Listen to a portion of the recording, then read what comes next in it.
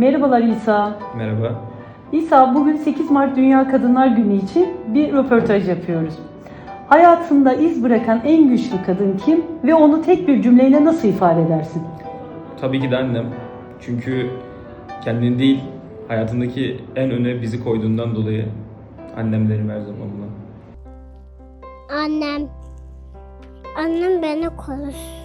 Harikasın Kutay, teşekkür ederim. Annem derdim. Anne, insanın en güvenli limanıdır. Büyük ihtimalle annemdir hocam çünkü o yemezken bize hep yediriyordu. Kesinlikle annem derdim. Onun için de diyebileceğim en güzel şey merhametin ve sonsuz sevginin bir bedende bulunmuş hali. Aklıma tek bir kadın geliyor, annemdir. Yani bence beni doğurması gayet yeterli bir sebep hayatımda iz bırakması için. Kesinlikle annem derim. Çünkü ben hayatımın gözlerinden bakmayı öğrendim. Bu yüzden de en büyük kahramanım annem.